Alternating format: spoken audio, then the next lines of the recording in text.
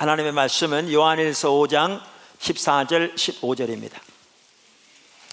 그를 향하여 우리가 가진 바 담대함이 이것이니 그의 뜻대로 무엇을 구하면 들으심이라. 우리가 무엇이든지 구하는 바를 들으시는 줄을 안즉 우리가 그에게 구한 그것을 얻은 줄로 또한 아느니라. 아멘. 우리가 주일 낮 시간을 통해서 지금 기초 성경 공부, 제가 얼마 전에 쓴 하나님을 아는 것의 자라남, 이 부분을 시리즈로 지금 살펴보고 있습니다. 그러니까 우리 신앙은 한마디로 말하면 하나님과의 친밀한 교제입니다. 그것을 다른 말로 하나님을 아는 것이라고 성경은 말하고 있습니다. 그래서 우리는 예수 이름을 믿어 하나님의 자녀가 되는 그 순간부터 우리 주님 앞에 서는 그날까지 하나님을 아는 일에 자라나야 합니다. 이것이 우리의 가장 큰 목표요, 우리 신앙의 가장 핵심이요, 가장 중요한 요소입니다. 근데 하나님을 아는 것에 자라나는 데 있어서 몇 가지 중요한 요소들이 있습니다. 그 중에 하나가 예배고, 그 중에 하나가 말씀 묵상이고, 그 중에 하나가 기도고, 그 중에 하나가 전도입니다. 우리가 그동안 예배와 말씀 묵상에 대해 살펴보았고, 몇 주 전부터 기도에 대해서 살펴보고 있습니다. 오늘은 기도 중에서 우리의 기도에 응답하시는 하나님, 즉 기도 응답의 요소에 대해서 살펴보기 원합니다. 우리가 이미 살펴보았듯이 예수님은 아버지 하나님이 예수님의 기도에 응답하시는 분이라는 분명한 확신 가운데 사셨습니다. 그리고 그 확신 가운데서 하나님과의 생생한 기도 생활이 그분에게 있었습니다. 오늘 읽은 본문을 보아도 알 수 있듯이 사도 요한도 그랬습니다.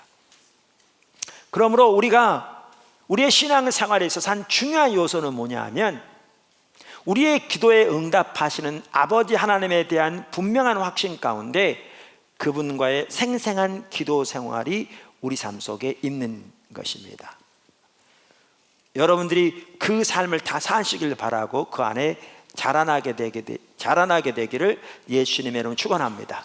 여러분 모두가 다 반드시. 오늘은 그럼 우리의 기도가 응답되기 위해서 어떤 요소들이 필요한가 라는 부분들을 살펴보기 원합니다. 첫째, 우리 신앙의 본질 가운데 거해야 합니다. 우리의 기도가 응답되기 위해서는 무엇보다 우리 신앙의 본질 가운데 거해야 합니다. 우리는 앞에서 이 시리즈를 살펴보면서도 우리 신앙의 본질과 의식의 관계를 살펴보았습니다. 우리 신앙의 본질은 한마디로 말하면 하나님과의 친밀한 교제입니다. 즉 인격체신 하나님 그분을 알고 우리의 존재를 다해 그분을 사랑하는 삶입니다. 그리고 성경에 의하면 이 하나님과의 친밀한 교제는 하나님의 목적을 발견하고 그 일에 우리의 온 사람으로 동참하는 것이 가치가입니다. 그리고 거기에 우리가 하나님의 길로 행하는 삶이 가치가입니다. 이게 우리 신앙의 본질입니다. 이 삶을 사는 것을 성경은 우리가 함께하는 삶이라고 표현하고 있고, 이 삶을 사는 것을 우리가 하나님을 존중하는 삶이라고 표현하고 있습니다. 그리고 우리가 이 삶을 살 때 우리 가운데 하나님의 살아계신 생명의 역사들이 함께할 것을 말합니다. 그 중에 하나가 뭐냐? 기도응답입니다. 기도응답입니다. 반면에 성경에 의하면 우리 가운데 아무리 많은 종교적인 의식, 그것도 성경대로 드리는 종교적인 의식이 다 할지라도 지금 말씀드린 그 신앙의 본질에 떠나면 그게 하나님을 버리는 것이고, 그리고 우리가 하나님을 버리면 하나님의 살아계신 생명의 역사들이 우리 가운데서 거치는 것을 명백하게 말해주고 있습니다. 그러면 기도응답도 거칩니다. 그래서 우리의 기도가 응답되기 위해서 가장 중요한 요소는 모든 면에서 마찬가지지만 우리가 우리 신앙의 본질 가운데 거해야 합니다. 자, 이사야서 1장 4절에 보면 이렇게 말씀하십니다. 하나님께서 그 시대를 두고 슬프다 범죄한 나라요 허물진 백성이요 행악의 종자요 행위가 부패한 자식이로다. 그들이 여호와를 버리며 어떻게 했다고요? 여호와를 버렸다. 이스라엘의 거룩하신 이를 만홀히 여겨 멀리하고 물러갔도다. 이렇게 말합니다. 그러니까 이사야 시대는 하나님을 버린 시대였다라고 하나님께서 말씀하십니다. 근데 이제 문제는 늘 말씀드린 대로 성경은 하나님의 관점에서 쓰여졌다는 겁니다. 다시 말하면 하나님이 보시기에 그 시대가 하나님을 버렸다는 겁니다. 그러니까 이 말은 그 당시 사람들은 자신들이 하나님을 버렸다는 사실을 전혀 몰랐을 수 있다는 겁니다. 실제로 그들은 몰랐습니다. 왜냐하면 이사야서 6장에 말한 것처럼 그들의 영적인 눈이 어두워져 있었기 때문에 보기는 보아도 보지 못하고 듣기는 듣지 못한다.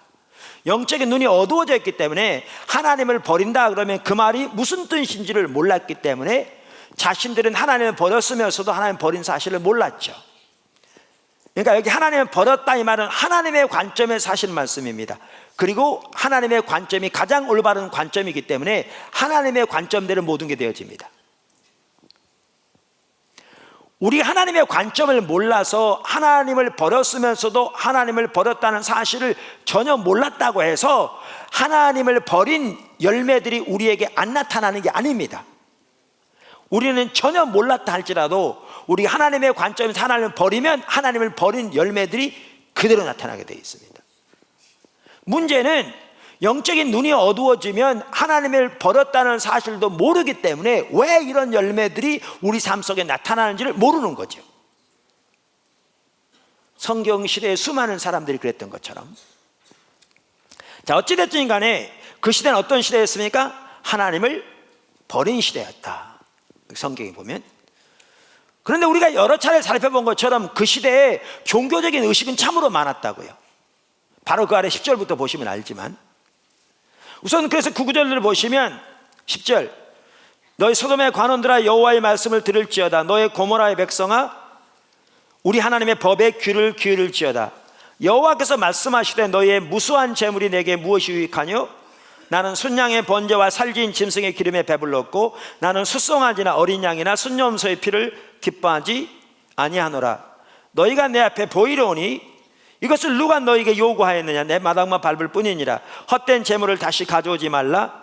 분향은 내가 가증히 여기는 바요 월삭과 안식일과 대회로 모이는 것도 그러하니 성에 아울러 악을 행하는 것을 내가 견디지 못하겠노라. 내 마음이 너의 월삭과 정한절기를 싫어하나니 그것이 내게 무거운 짐이라. 내가 지기에 곤배하였느니라. 우리가 이 부분 여러 번 살펴봤습니다. 그런데 또 처음 오신 분도 계시고 하니까 간단히 요약해서 지금 말씀드리는 겁니다. 근데 여기 보시면 우리가 이 구절을 딱 보면 어떻게 생각하냐면, 야, 그 시대가 참 타락했다 이렇게 써 있잖아요. 그리고 어떻게 생각하느냐면 그 시대의 예배가 정말 타락한 예배였다. 하나님이 이토록 증오하셨다 이렇게 생각합니다. 그러면서 우리는 이 구절을 읽으면서 이게 우리하고는 전혀 상관없는 구절이라고 생각합니다. 왜? 우리는 그렇게 우리가 하나님 버리지 않았다고 생각하니까. 그리고 우리는 우리의 영적인 상태가 이런 상태라고 전혀 상상하지도 않으니까. 바리새인들도 그랬습니다.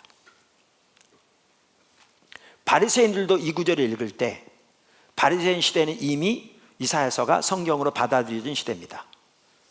이사야 시대 자기 조상들의 신앙과 예배가 여기에 말한 것처럼 이렇게 타락했다는 것을 당연히 알았죠. 그리고 어쩌면 그들은 많이 설교했을 겁니다. 근데 그들은 자기들의 예배와 자기들의 신앙이 이렇게 타락했다는 것은 상상도 못했을 겁니다. 근데 예수님 뭐라고 말씀하셨나요?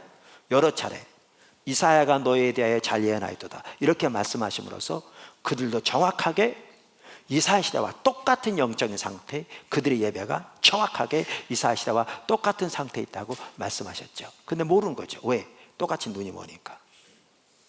그러니까 이 모든 일들은 하나님의 관점에서 쓰여졌다는 사실을 기억해야 합니다. 사실 성경 시대에 자기들이 하나님을 버렸으면서 버렸다는 사실을 알았던 시대가 거의 없습니다. 엘리 시대도 몰랐고요. 이사야 시대 몰랐고, 예레미야 시대 몰랐고요, 말라기 시대 몰랐고요, 예수님 시대 몰랐고요. 여러분, 제가 왜 이 부분을 자주 말씀드렸는데 여기다 썼냐면요, 오늘날 대다수 성도들이 이런 상태에 있습니다.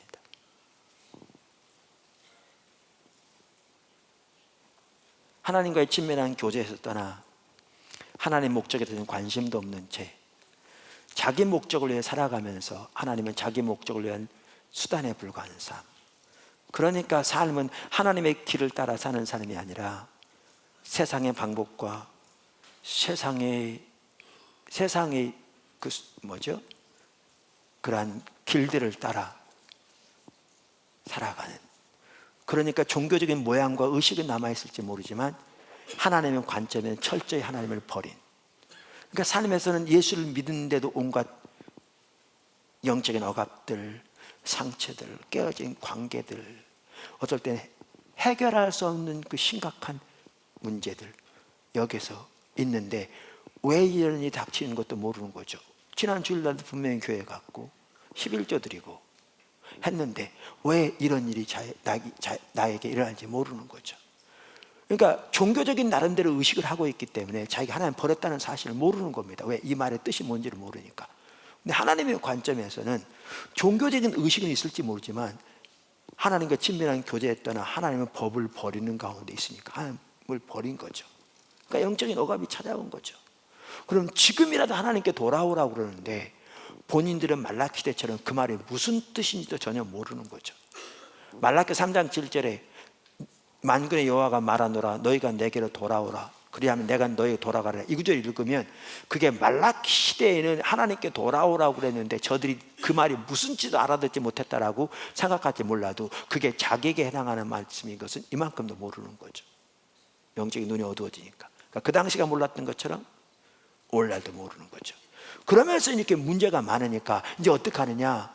기도하는 거죠. 특별히 문제가 더 심해지면 이제 특별히 기도하는 거죠. 말라기 때처럼 감사항도 좀 준비해 드리면서 어떨 때 일주일 작정해놨고 어떨 때는 21일 금식하면서 어떨 때는 기도원에 들어가서 간절하게 기도하는 거죠. 하나님 제발 좀 해결해 달라고, 도와달라고, 긍휼을 베풀어 달라고, 이번 도와주시면 하나님 제가 이렇게 하겠노라고.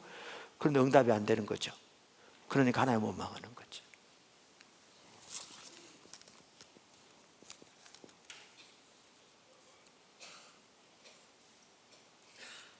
신앙의 본질에서 떠나면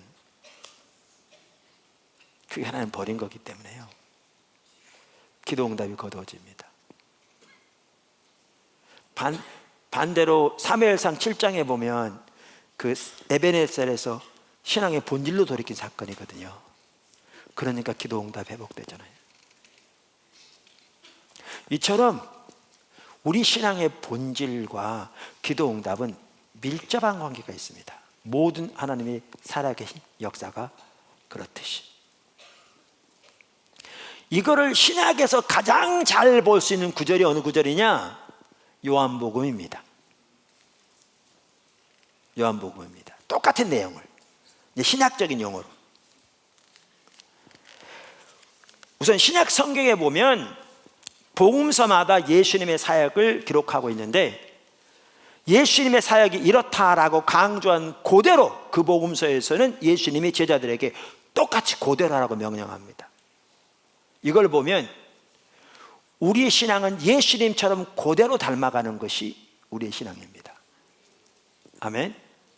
근데 요한복음에 보면 예수님이 무엇보다 하나님과의 친밀한 교제 가운데 사셨다는 것을 강조하고 있습니다. 그것을 요한복음은 예수님이 아버지 아내, 아버지가 예수님 아내라는 말로 표현하고 있습니다. 자, 성경을 찾아보시죠. 요한복음 10장 37절 38절. 만일 내 아버지의 일을 행하지 아니하거든 나를 믿지 말려니와. 뭐를 행하지 아니하거든? 내 아버지의 일. 내가 행하거든 나를 믿지 아니할지라도 그 일은 믿으라. 그러면 너희가 아버지께서 내 안에 계시고 내가 아버지 안에 있음을 깨달아 알리라 하시니.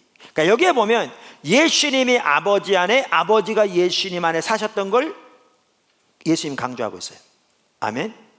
근데 예수님이 아버지 안에, 아버지가 예수님 안에라는 이 표현은 요한복음 전체, 요한일서 전체를 보시면 명백하게 예수님과 하나님과의 친밀한 교제를 의미하는 것을 분명하게 볼 수 있습니다. 자, 그리고 이 관계에서 뭐가 나왔다고요? 아버지를 행하는 것이 나왔다고요. 여기 보시면 예수께서 그들에게 이르시되 내 아버지께서 이제까지 일하시니 나도 일한다 하시매. 19절 그러므로 예수께서 그들에게 이르시되 내가 진실로 진실로 너희에게 이르노니 아들이 아버지의 일을 보지 않고는 아무것도 스스로 할 수 없나니 아버지께서 행하시는 그것을 아들도 그와 같이 행하느니라. 아버지께서 아들을 사랑하사 자기가 행하시는 것을 다 아들에게 보이시고 또 그보다 더 큰 일을 보이사 너희로 놀랍게 여기게 하시리라.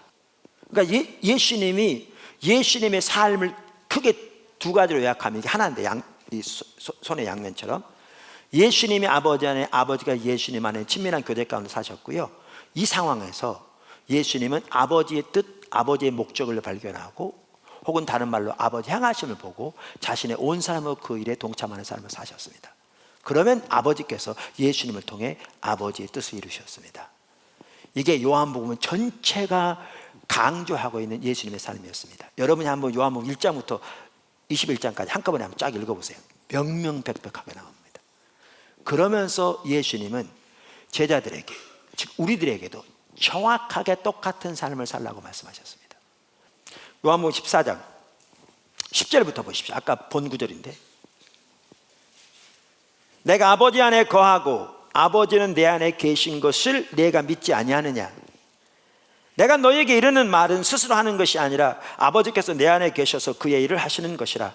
내가 아버지 안에 거하고 아버지께서 내 안에 계심을 믿으라. 그렇지 못하겠거든 행하는 그 일로 말미암아 나를 믿으라. 내가 진실로 진실로 너희에게 이르노니 나를 믿는 자는 내가 하는 일을 그도 할 것이요 또한 그보다 큰 일도 하리니 이는 내가 아버지께로 가면이라. 여기 보시면요, 이 예수님이 사셨던 그 동일한 성격의 삶을 누구도 살 거라고요?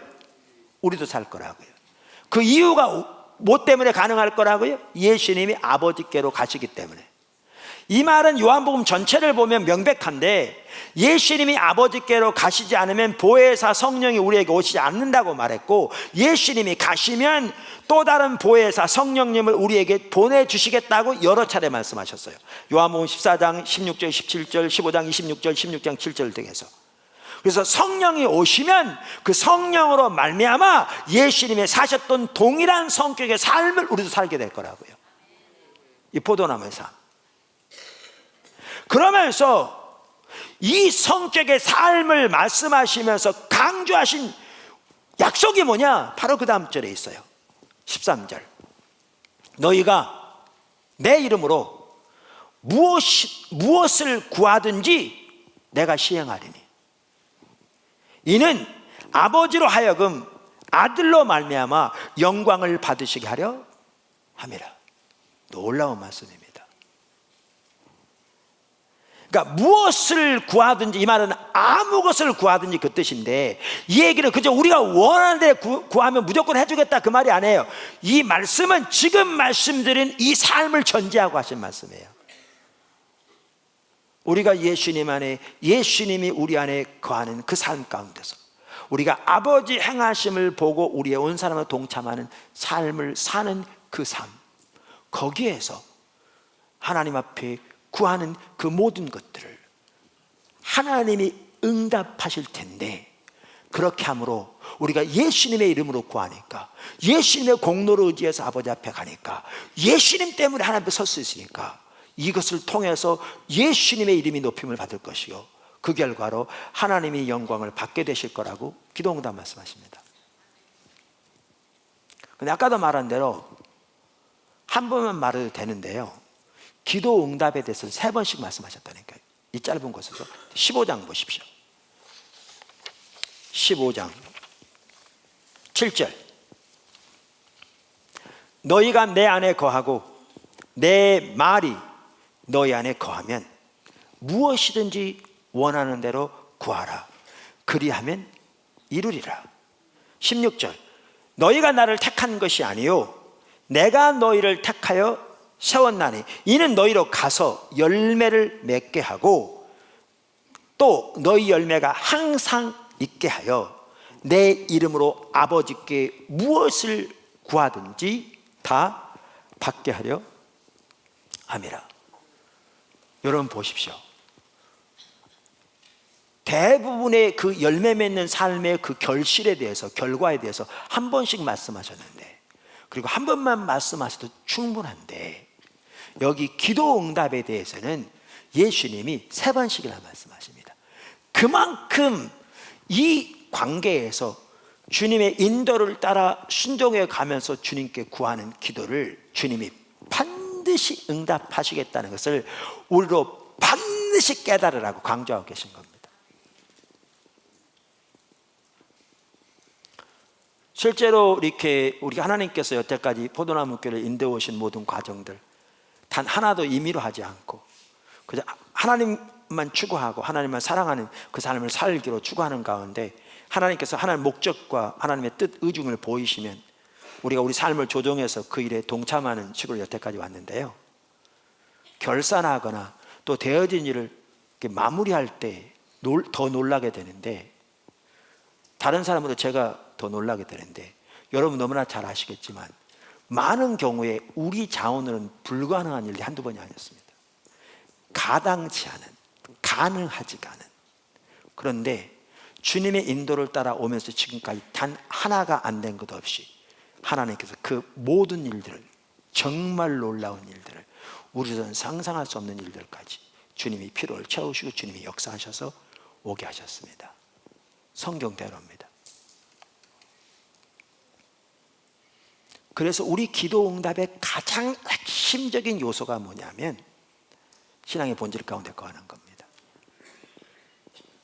하나님과의 친밀한 교제 가운데서 하나님의 목적을 발견하고 그 하나님 목적에 온 삶으로 동참하는 삶을 사는 것, 이게 하나님의 기도 응답, 하나님의 생명의 역사들이 우리 삶 속에 넘치는 그것을 위한 가장 필수적인 요소입니다. 두 번째, 하나님의 뜻과 기도. 그러니까 지금 말씀드린 그 기도 응답의 요소들은 각기 다른 것보다는요, 이렇게 예를 들면 사각형의 한 면처럼 다 연결된 것들입니다. 연결된 것들입니다. 하나님의 뜻과 기도. 그러니까 하나님은 하나님의 뜻을 따라 드리는 기도를 응답하십니다. 그러므로 우리는 하나님의 뜻을 따라 기도하는 것을 배워야 합니다. 반드시. 그리고 하나님의 뜻을 따라 기도해야 합니다. 아멘. 오늘 본문 말씀이 이걸 잘 보여줍니다. 오늘 본문 말씀이 요한일서 5장 14절 15절. 그를 향하여, 제가 지난번에 말씀 살펴봤죠. 여기 향하여라는 단어는 헬라어로 프로스라는 단어입니다. 그런데 그 페트라 주석의 학자도 그렇게 썼더라니까요. 그분을 향하여 할 때 이 향하여라는 프로스는 하나님과 친밀한 관계를 전제하는 말이다.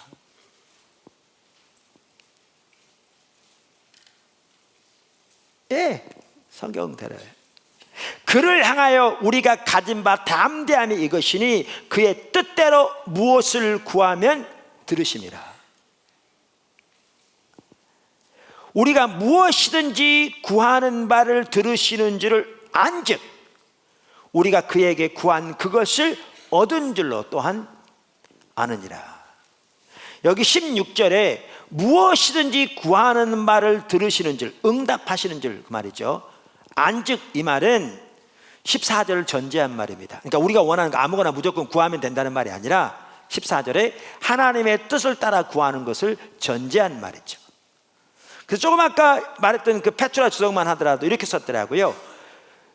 15절에 대해서 말하면서 이 응답에 대한 약속에는 선행 조건이 있다. 그러면서 모든 기도가 하나님의 뜻에 합당하게 그리스도의 이름으로 드려져야 한다는 것이다.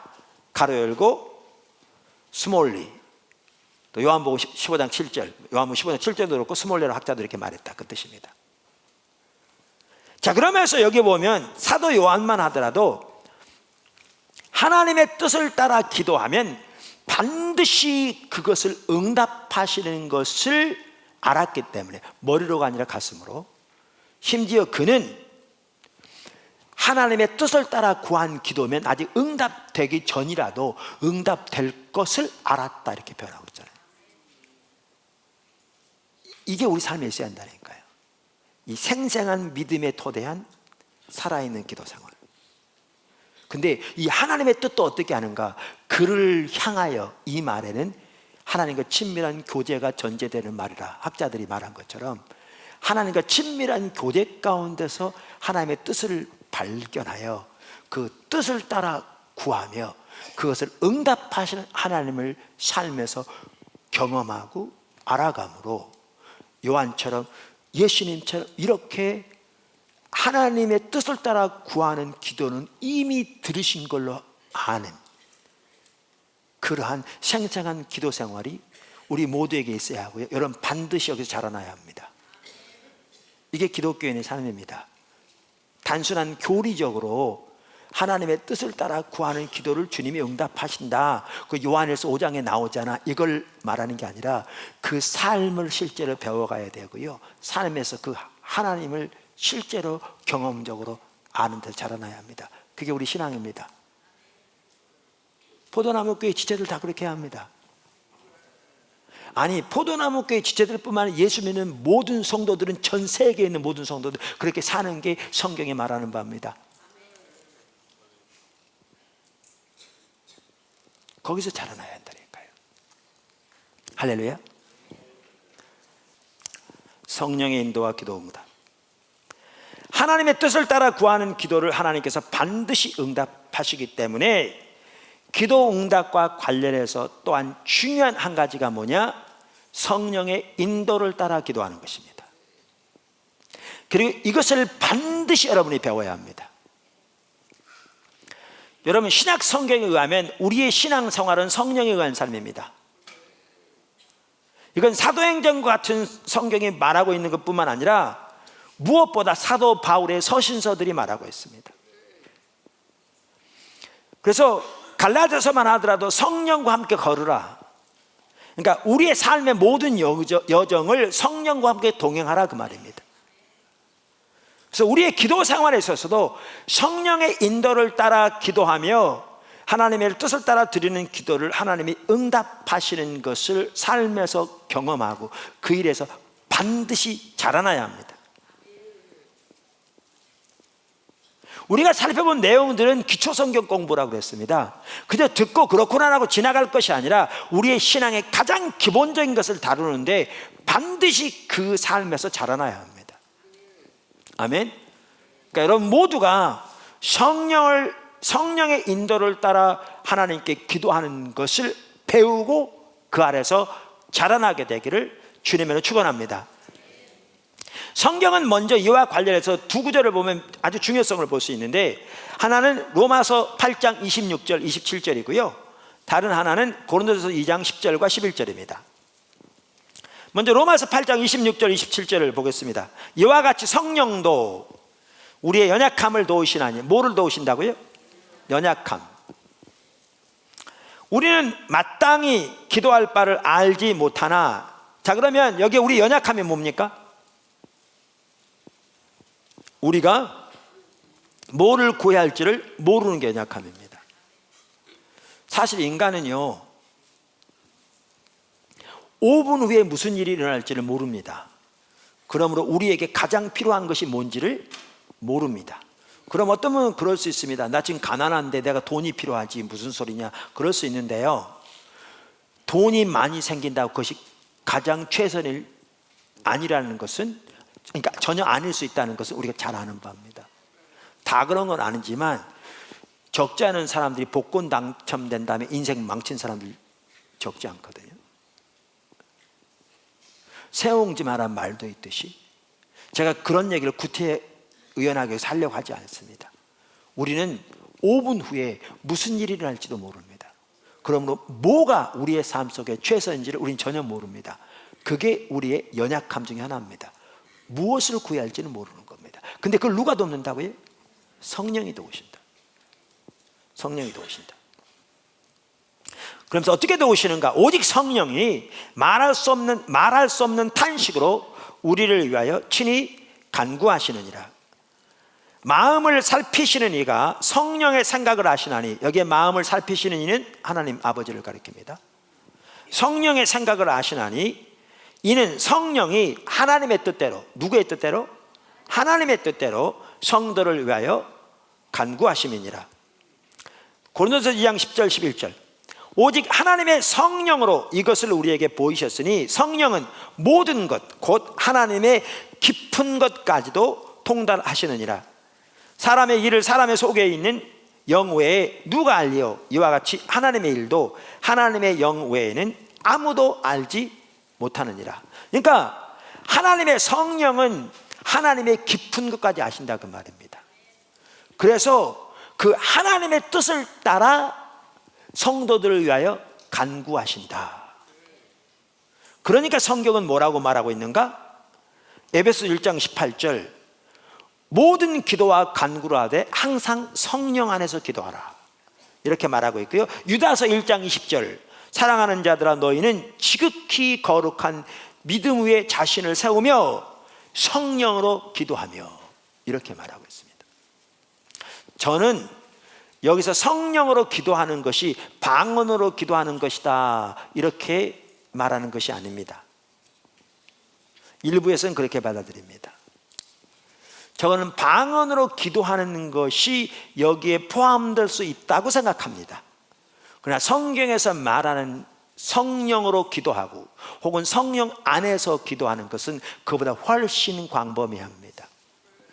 분명한 한 가지는 우리는 마땅히 무엇을 구해야 할지 전혀 모르는 연약함을 가지고 있는데, 성령은 하나님의 깊은 것까지 통달하시는 하나님의 영이시기 때문에, 그리고 하나님의 뜻을 따라 구하도록 우리를 도우시기 때문에 성령 안에서 성령의 인도를 따라 혹은 성령으로 기도하는 것을 우리가 반드시 배워야 합니다.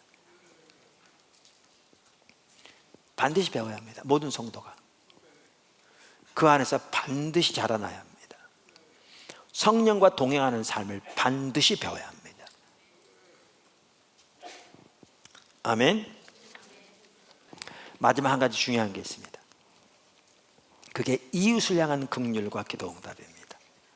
이게 나눠지지 않는데요, 정말 중요합니다. 우선 한 구절 보죠. 요한일서 3장 22절 23절.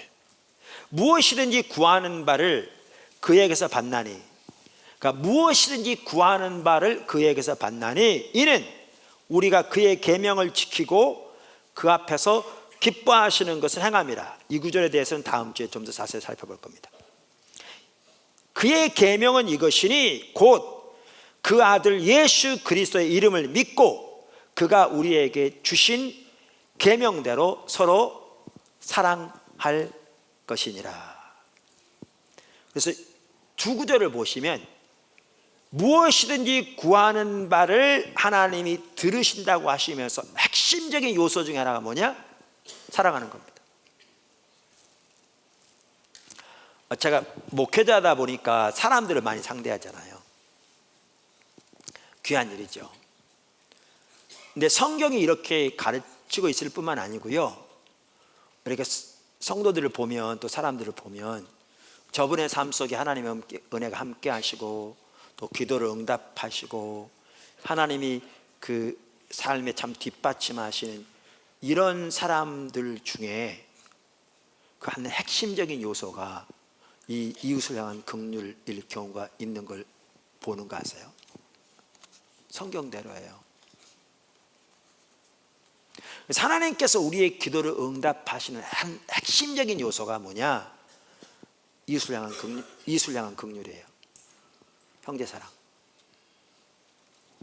사실 성경에는 우리가 하나님을 사랑하는 것과 이웃을 사랑하는 것이 분리되어 있잖아요. 또 예수를 믿는 형제를 사랑하는 것이 분리되잖아요. 같이 갑니다. 그래서 하나님을 사랑하는 그 사랑으로 형제와 이웃을 사랑하는 것은 사실 기도응답뿐만 아니고요, 성경에 보면 영적 분별력을 위해서도 핵심적인 요소 중에 하나입니다. 그래서 우리 신앙의 모든 면에서 가장 필수적인 요소 중에 하나입니다. 이 부분과 관련해서 아주 중요한 구절이 있는데 그게 이사야서 58장입니다. 이제 그 부분만 살펴보면 마치겠습니다. 금식에 관한 구절입니다. 6절에 보면 여러분 잘 아는 구절이죠. 내가 기뻐하는 금식은 흉악의 결박을 풀어주며 멍에의 줄을 끌어주며 압제당하는 자를 자유하게 하며 모든 멍에를 꺾는 것이 아니겠느냐. 그래서 이제 한국의 금식기도원 같은 데 가면 이 구절이 크게 써 있습니다. 이렇게. 그러면서 이렇게 써 있으면서 거기서 주장하는 바는 뭐냐 하면 우리가 금식하면 우리 삶 속에 이런 일이 일어난다. 여기 나온 것처럼 우리 삶 속에서 흉악의 결박이 풀어지고 멍에의 줄이 끊어지고 우리가 오늘 압제가 벗겨져서 우리가 자유케 되고 이렇다라고 이 구절을 사용합니다. 금식이 그런 일을 전혀 안 한다 그 얘기는 아닙니다. 그런데 이 구절은 전혀 그런 구절이 아닙니다. 이 성경 구절은 그걸 전혀 안 말하고 있습니다. 1절부터 보시면 명백합니다. 이 구절에 대해서 뭘 의미하는지. 이제 그 당시에 어떤 일이 있었냐면 2절을 보시면요, 이게 저는 이사야 하반부에 나오는 구절이잖아요. 이게 30장에 나오는 그 당시와 이게 많이 다릅니다. 그래서 이 바벨론 포로로 잡혀갈 상황을 염두에 두고 쓰여진 게 이사야 하반부거든요. 그래서 그 상황을 말하는지 모르겠지만 여러분 58장 2절을 보면요, 최소한 그 당시에 이스라엘 백성들은 신앙의 본질이 뭔지 알았던 것 같아요. 그리고 나름대로 그걸 추구한다고 말로는 했어요. 여기 2절에 뭐라고 하는 줄 아십니까? 이렇게 돼 있어요. 그들이 날마다 나를 찾아 나의 길 알기를 즐거워함이 마치 공의를 향하여 그의 하나님의 규례를 저버리지 아니하는 나라 같아서 의로운 판단을 내게 구하며 하나님과 가까이 하기를 즐거워하는도다. 정확하게 신앙의 본질을 이해하고 있고 그 사람을 추구하는 것 같죠. 근데 여러분 공동 번역을 보면 알지만 그들이 말로는 그렇게 했는데 실제는 안 그랬다 그 말이에요. 그러니까 사실 오늘 우리 포도나무 교회만 하더라도요, 이 구절을 매우 중요하다고 생각해요. 그들은 신앙의 본질이 뭔지 알았고요, 최소한 그렇게 한다고 생각은 했어요. 근데 삶은 실제로는 그렇게 안 했다는 거예요. 우리가 이들처럼 될 수 있어요. 정말 이들처럼 될 수 있어요. 그러면서 그들은 그러는 중에 뭐까지 했냐? 금식도 했어요. 하나님께. 그러면서 그들이 하나님께 불평한 게 뭐였냐면, 하나님 우리가 금식하는데 왜 안 들어주십니까? 우리가 금식하는데 왜 우리에게 은혜를 베풀어 주지 않습니까? 라는 거였어요. 그들의 그 불평이. 바로 그 다음 절 보세요. 3절. 우리가 금식하되 어찌하여 주께서 보지 아니하시오며 우리가 마음을 괴롭게 하되 어찌하여 주께서 알아주지 아니하시나이까? 이렇게 말했다고요. 그랬더니 하나님이 이렇게 말씀하세요. 보라, 너희가 금식하는 날에 오락을 구하며 온갖 일을 시키는도다.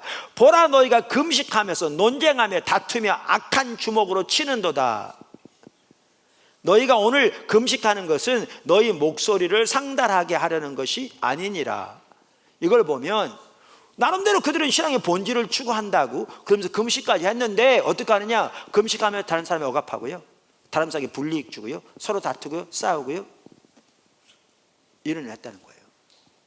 주먹다짐하고 이득을 위해 서로 맞부닥치고 자기 목적을 위해 상대방 불이익 당하게 하고 착취하고 그러면서 이게 무슨 금식이냐 그 말이에요.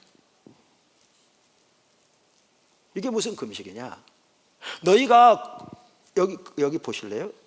5절. 이것이 어찌 내가 기뻐하는 금식이 되겠으며 이것이 어찌 사람이 자기 마음을 괴롭게 하는 날이 되겠느냐.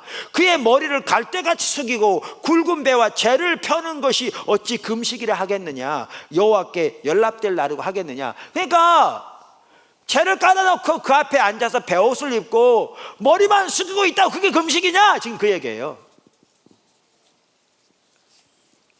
그러면서 6절에 나오는 게 뭐냐면 내가 기뻐하는 금식은, 그러니까 이 구절을 보면 명확하게 알지만 내가 기뻐하는 금식은 너희가 다른 사람의 흉악의 결박을 맺는 거 꺾어버리고 다른 사람에게 불의한 멍해를 씌우는 거 벗기고 다른 사람과 압제하는 거 버리고, 그죠? 다른 사람의 뒤집어 씌우는 멍에 꺾어버리는 거, 이게 내가 기뻐하는 금식이다, 그 뜻이에요. 이 구절이 명백하게. 근데 오늘날은 이 구절만 빼가지고 전혀 엉뚱하게 사용하죠. 그러면서 그 다음 절에 나오는 게 중요한 게 있어요. 7절에 또 줄인 자에게 내 양식을 나누어 주며 유리하는 빈민을 집에 들이며 헐벗은 자를 보면 입히고 또 내 골육을 피하여 스스로 숨지 아니하는 것이 아니겠느냐. 그리하면 내 빛이 새벽같이 비칠 것이며 내 치유가 급속할 것이며 내 공의가 내 앞에서 행하고 여호와의 영광이 내 뒤에 호위하리니 내가 부를 때에는 나 여호와가 응답하겠고, 기도응답. 내가 부르짖을 때에는 내가 여기 있다 하리라. 만일 내가 너희 중에, 똑같은 얘기가 또 반복됩니다, 멍에와 손가락질과 허망한 말을 제하여 버리고 줄인 자에게 내 심정이 동하며 괴로워하는 자의 심정을 만족하게 하면 내 빛이 흑암 중에서 떠올라 내 어두움이 낮과 같이 될 것이며, 그럼 낮은 얼마나 밝겠냐 그 말이죠. 여호와가 너를 항상 인도하여 메마른 곳에서도 내 영혼을 만족하게 하며 내 뼈를 견고하게 하리니 너는 물된 농산 같겠고 물이 끊어지지 아니하는 샘 같을 것이라. 내게서 날 자들이 오래 황폐된 곳들을 다시 세울 것이며 너는 역대에 파괴된 기초를 쌓으리니 너를 일컬어 무너진 데를 보수하는 자라 할 것이며 길을 수축하여 거할 것이 되게 하는 자라 하리라. 그러면 여기 금식을 한마디로 줄이면 어떻게 요약할 수 있냐면요, 이렇게 요약할 수 있습니다. 신앙의 본질을 실제로 삶에서 추구하면서 다른 사람에게 불이익 주는 걸 당연히 중단하고, 여기 나온 것처럼 허망한 말, 판단하는 말까지 다 포함해서, 여기 금식의 핵심이 뭐냐면 다른 사람을 섬기기 위해 절제하는 삶을 사는 겁니다. 이게 하나님의 부흥을 예배하는 매우 중요한 요소 중에 하나입니다.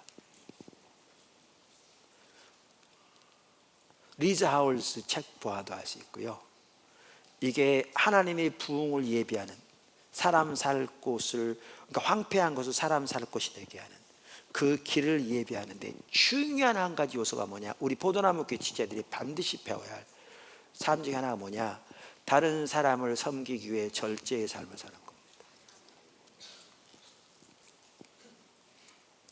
이게 진정한 금식입니다. 그리고 그게 기도 응답과 밀접한 관계가 있습니다. 기도 응답과 관련해서 오늘 중요한 요소 4가지를 살펴보았습니다.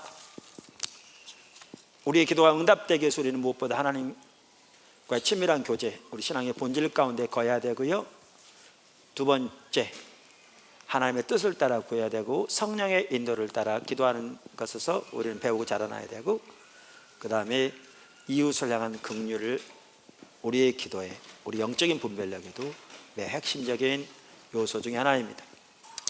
우리 포도나무 교회 지체들이 다 이 삶을 배워가기 원하고 이 안에서 자라나서 정말 살아있는 생생한 기도 생활과 기도 응답이 우리 삶 속에 나타나는, 하나님과 실질적으로 동의하는 그 참된 복된 삶이 저와 여러분 모두에게 넘치기를 주님의 이름으로 축원합니다. 기도하겠습니다.